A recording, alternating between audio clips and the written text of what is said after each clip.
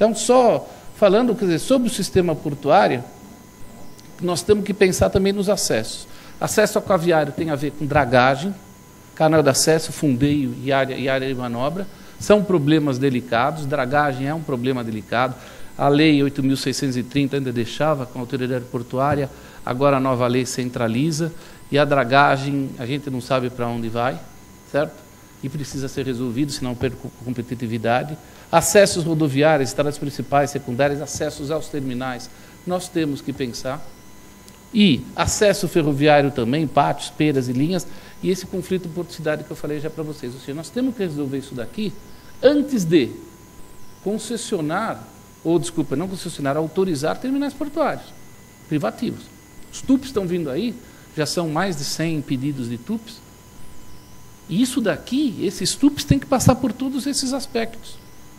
Não posso autorizar TUP por autorizar, porque tudo isso daqui está envolvido. Eu faço TUP e depois eu não tenho acesso. Exemplo, Porto Açu.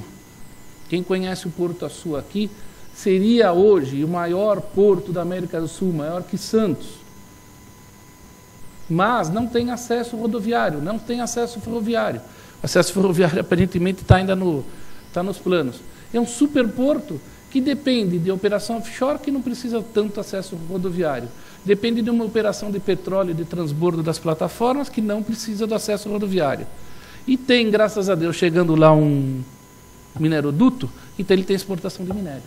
Mas o acesso dele é um acesso por dutos, que também é um modal. Ou seja, como que se constrói um negócio daquele e não se dá acesso? Então, essas coisas nós temos que pensar no Brasil. É aquele planejamento de mais prazo para que a gente fomente a logística.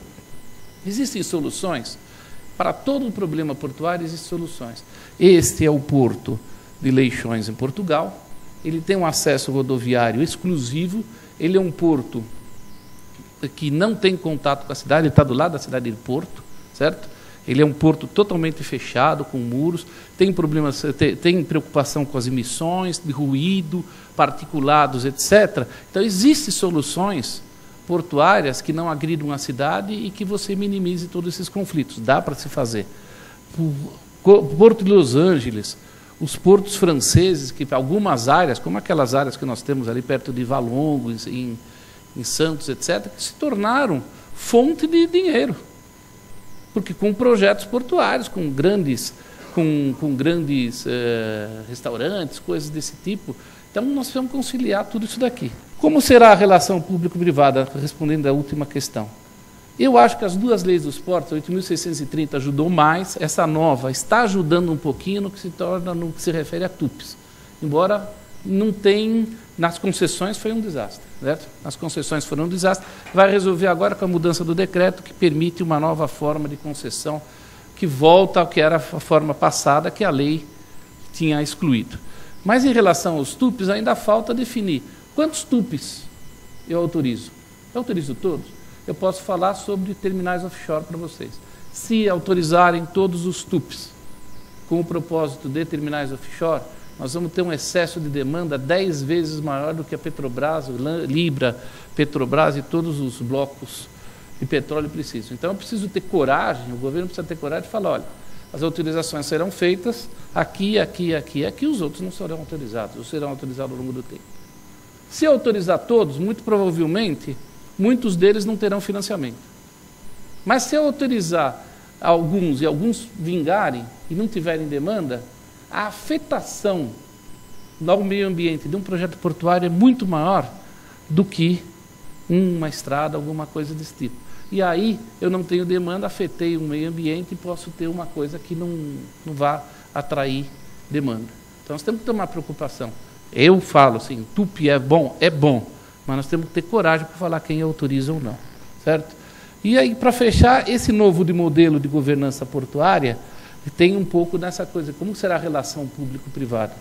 Nós passamos já pelo que eles chamam a governança 1.0 e estamos indo para a governança 2.0. Isso daqui é um pessoal que a gente tem contato na América Latina, aonde na governança 2.0, além de mudanças na legislação, etc., você tem essa visão integrada e a visão da logística dentro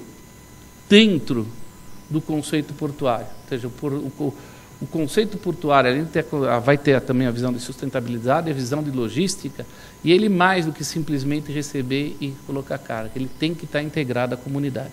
E os novos empreendimentos, como eu já falei rapidamente, o que vai acontecer com os novos empreendimentos? Nós temos que tomar cuidado para não tornar os novos empreendimentos que vão deteriorar a região.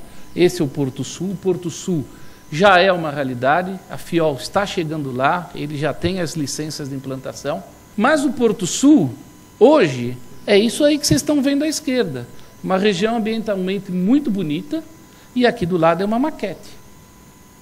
Maquete você vê que não tem, o porto você nem vê, ele ainda continua com toda a área ambiental preservada, eu não quero que ele vire Santos. Então como que a gente vai fazer isso daqui? Como que a gente vai fazer essa transformação?